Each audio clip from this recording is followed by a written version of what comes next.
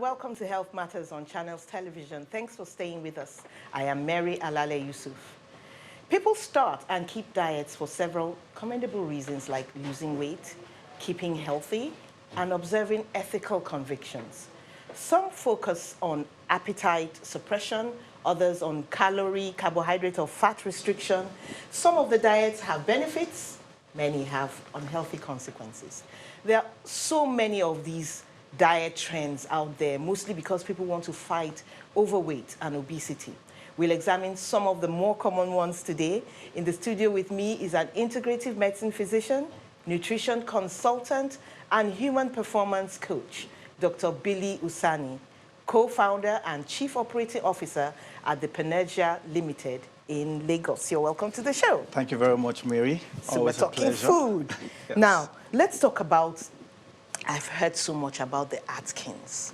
Yes. So in looking at the Atkins diet, I noticed that it looks so much like what is all the rave today, Exactly. the ketogenic diet. Exactly. Tell us about the similarities. What's it about? Yeah, the thing about the Atkins diet is that it has to just do with the composition of the nutrients that are used. You know, basically, when we're talking about nutrients, you have the carbohydrates, you have the proteins, you have the fats, you have the vitamins and minerals, and then you have water. So those are what you call the macronutrients, you know, nutrients that the body needs to, you know, produce energy and to grow and to heal itself and all of that. You know, so what happens with some of these diets is that they all have the same composition of nutrients, but just that the proportions are different. Okay. Now, the difference in the Atkins and the ketogenic diet is that the ketogenic diet kind of emphasizes more fat. Okay. You understand? So for ketogenic diets, you can have fat to a proportion of up to 70% of the whole diet being fat, you understand? Whereas in Atkins, it can be anything between 30 to 40%, whilst the other percentages are taken up by the carbohydrates and the proteins and the other macronutrients. How does somebody achieve 70% fat? And it's all sorts of fat, animal fat, plant fat. Plant fat, yes. It's very extreme, but it can be done. And sometimes it's a necessity, especially when you're dealing with maybe a pre-existing condition. You understand? I know that people who have some mental health disorders tend to benefit from ketogenic diets. Some also say that people who have chronic diseases like diabetes, because it improves epilepsy too. Epilepsy, yeah, because epilepsy is some form of you know, neurological disorder as well. It affects the brain, and so ketogenic diets are able to help, you know, stabilize them. However, we hear that fats are not the enemy. You know, no, we used to see them as. No, they are not. So what changed? I think it's just opinions and scientific opinions. You know, as time goes on, people have a clearer understanding of how these things work. So would you say it's clearer now? It's a lot clearer now. There's a lot of scientific evidence to support the fact that none of those nutrients that we normally demonize are not the culprit. Okay. Everything is actually good. It depends on the type and how much and when you're actually consuming those nutrients and in what proportions you are. Okay. Yes. Time, proportion, yes, and type. What type of fats would you say are healthy? All fats are healthy, but you need to be conscious of how much of each you're eating. So you have fats are basically classified into saturated and unsaturated fats. And for the unsaturated fats, you have the polyunsaturated and the monounsaturated fats. Do you understand? Okay, so there are some. Now, the fats that are really bad are the highly processed, highly refined fats. For instance, hydrogenated oils. Okay. Yes, so you take a natural fat like palm oil, you decolorize it, deodorize it, and hydrogenate it. And then because you want to replace some of the nutrients that have been stripped out of the natural oil, you now put maybe some vitamins and it'll just try and enhance it. Then you heat it up. Then you heat it up and it's all damaged. Okay. You understand? Yeah. So what oils can we heat? So everything natural. Safely, because we cook our food, you know. Yeah, everything natural. Basically what the science says is that you should slow down on saturated fats. take more of unsaturated fats. So like fish oils, for instance, avocados. Avocados are plants, and they have a lot of unsaturated fats in them, basically. You understand? Now, there are also some saturated fats that are good, but you have to eat them in their natural form, in their wholesome form. Coconut oil is very good, you understand, because what happens is that it breaks down to what you call medium chain triglycerides, you understand, which are very good. They help form ketone bodies, which the body uses for, to burn fat, to burn more fat, to create a ketosis in the body. Because, so creating that ketosis, yes, when that metabolic environment, it's not wrong. It's not wrong at all. But how about it's an alternative? How sustainable is it? It is very sustainable because our bodies are excellent at adaptation. So, for instance, I give you an example. If you exist in an environment where you only have access to fats, like people who live in the Arctic circles, in the very temperate areas, where for most of the year you're probably not being able to plant anything, you have to subsist on maybe saturated fats from seals and other animals like that, your body will definitely adapt. But they do get to eat the seal flesh. That's they protein. They do, because that provides protein, like I said. And they're healthy. They are healthy. You understand? So sometimes these diets are a function of the environment in which you find yourself in and what's available around you. You understand? So that is sometimes, that's what probably informs or kind of motivates the practice of some of these diets. Now, they say that this ketogenic diet, now this is a serious one. Some doctors say it has implications for the kidney and perhaps the liver. It does. So what are these implications? Well, the implications is that it can lead to a lot of dehydration if you're not supervised, if you're not practicing it properly. So it can lead to constant dehydration, which can affect your kidneys. Then, if you're not supplementing properly, it can strip your vitamins, essential vitamins like the B vitamins, vitamin B12, B2, and all of those things. Zinc and magnesium. And zinc and magnesium, those are minerals, you understand? And calcium, sometimes it can cause all of those deficiencies. So the person has to know to hydrate? To hydrate and take vitamins. And to supplement, So supplements can either be the ones you buy off the shelf, or you can eat fruits and vegetables as well at certain times, or you can snack on them to provide that element of the macronutrients. We'll come back to the part about supervision a bit later. But tell me about the ultra low-fat diet. There was a time that was the fad. Everything was skimmed, stripped. I think it was, for me, in my own opinion, it was a wrong move. You understand? Some people, based on what they experience, maybe they had a condition, and some people have maybe like a condition of they don't metabolize fat very easily. You understand? They have a pre-existing condition that makes them not metabolize fat properly, and so maybe their doctors or their nutritionists recommending an ultra low-fat diet for that period to heal them of that condition, and then it works for them, and then maybe they begin to tout it and make a lot of noise about it, and somebody just copies it and ignorantly, and it's bad for that person. It's bad for that person. One has to look at those things. Now, I hear about good and bad carbohydrates. Can you help us? What's a good carbohydrate? A good carbohydrate is a carbohydrate that has a low glycemic index. There's something called, so the glucose, it doesn't insulin, break so fast it into doesn't sugar. break so fast into sugar, so it doesn't raise your insulin levels, precipitously. Because whenever things rise in the body, and they fall as well, like that. You understand? So low glycemic carbs, low glycemic index carbs are good.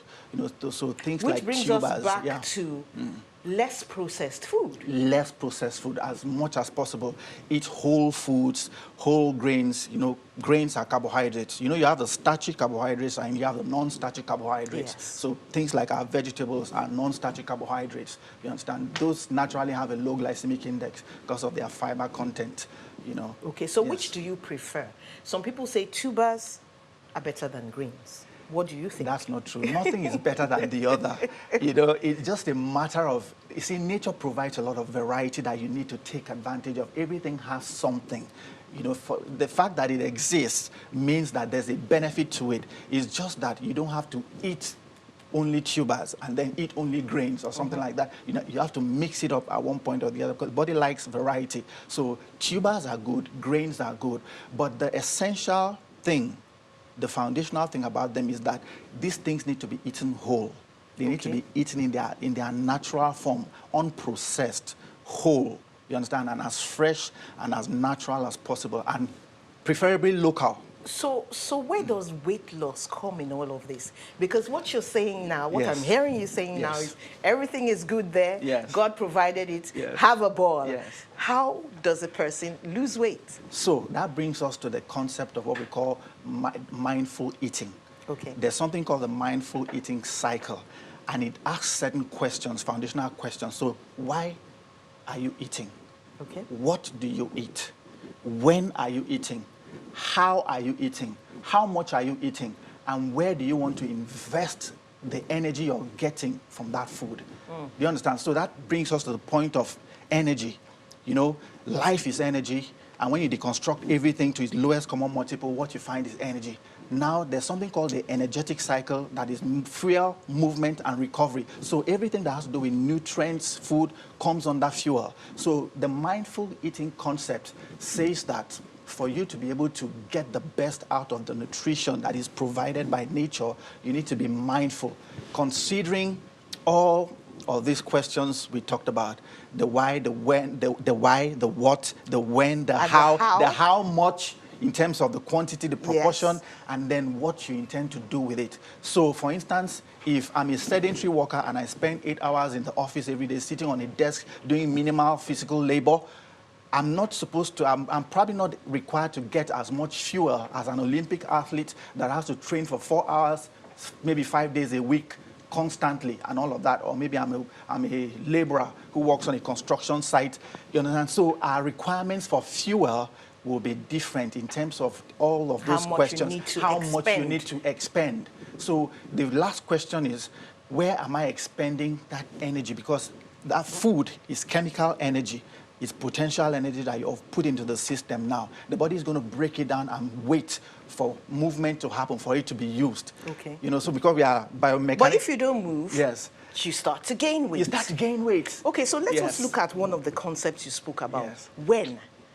Now, another thing that is all the rage now is intermittent fasting. Intermittent fasting, yes. What's that about? Yes, it just has to do with, it's a practice that restricts all of your eating to a defined time. And they say you can eat anything on the face of this earth. Yeah, exactly. You can eat within that time frame, maybe between 8 to 10 hours. You can choose any time of the day to narrow down on that time, you understand?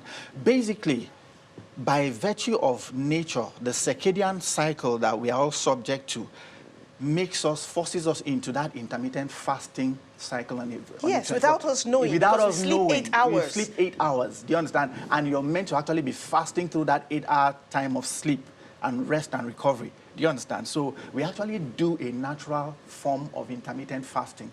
But if, for instance, you really need to lose weight, you have an obesity condition, you have a problem, and you need to change, I don't like to call it losing weight. I call it changing your body, changing your body composition. Okay. You understand? Because sometimes you may go on the scale, you may not physically lose weight, but your body composition changes. You actually want to burn more fat. Redistribution of fat? Yeah. Does that happen? Does that really happen? It does.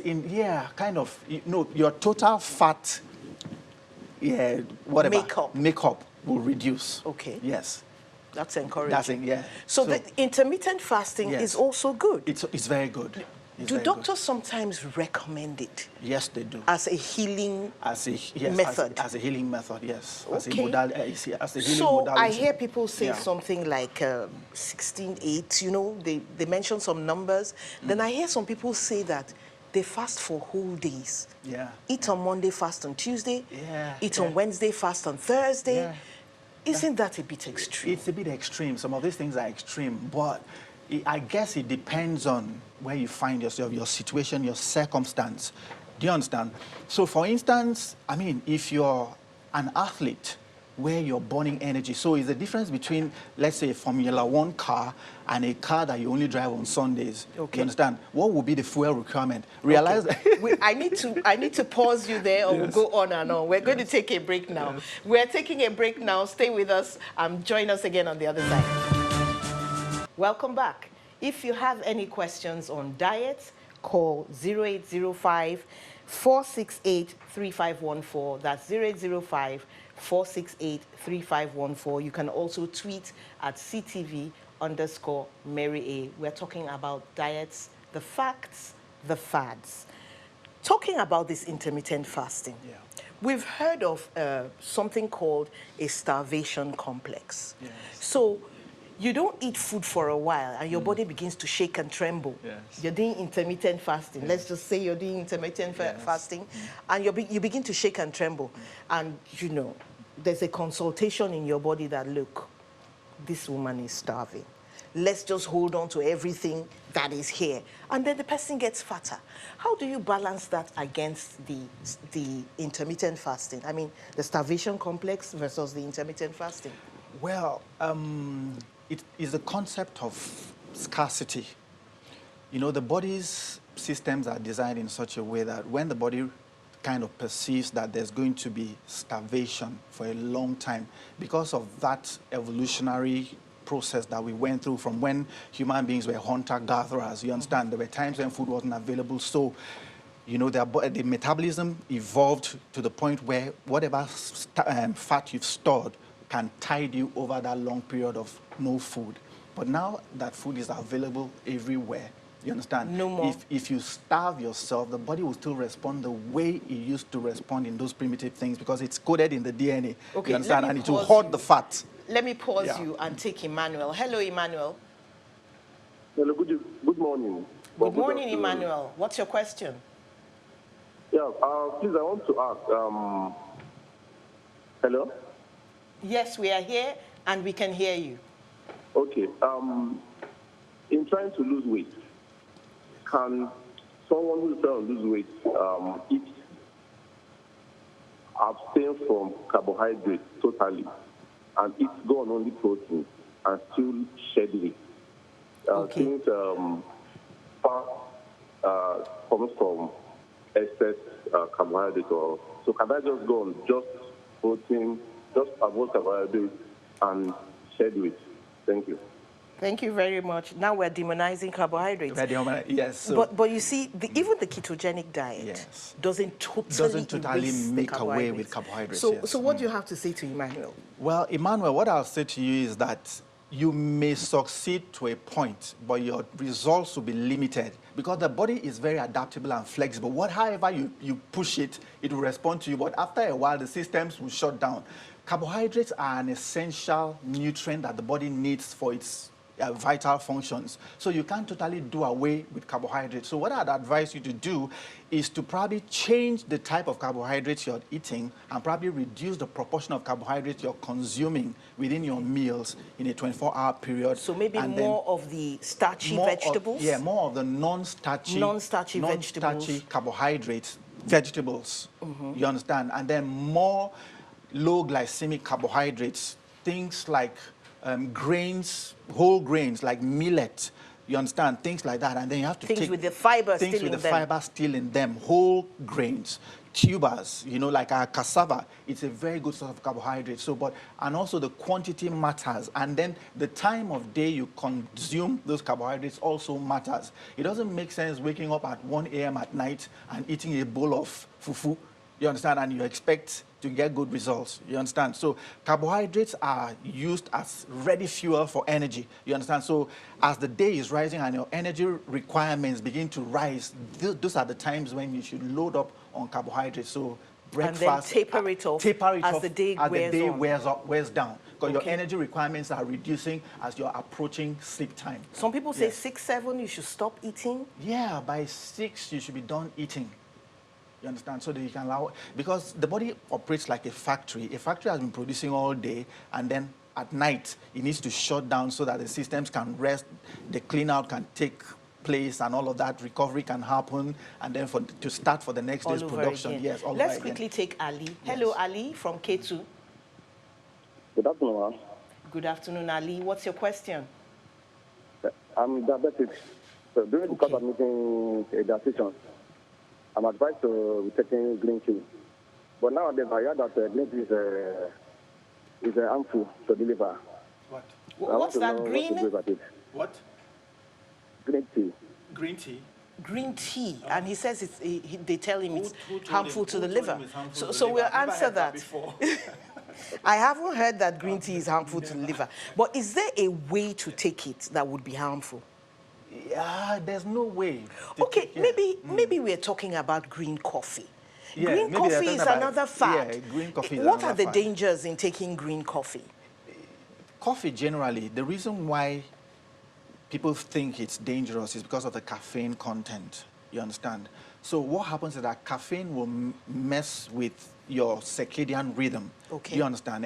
So if you take caffeine at the wrong time, maybe after 3 p.m., when your body is meant to be getting into sleep mode and you want to wake it up, then it will mess with your sleep and then it will damage your metabolism. But if you Okay. take caffeine in the morning when you're active and you're doing a lot and you need a lot of concentration, it works for you. You So, understand? Yes. as far as we know, Yes. green tea is not harmful. Green tea is not harmful at all. harmful to Not the harmful liver at all. or kidney At or all. anything. It is not. Then green coffee Green is coffee- stronger than the normal black coffee, isn't Yeah, it? it is.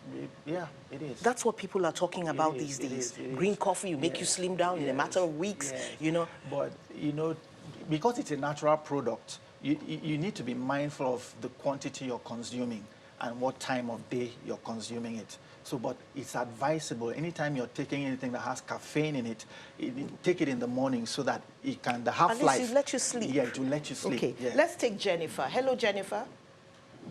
Jennifer is calling from Uweri. Hello, good afternoon. Hello, good afternoon, Jennifer. What's your question?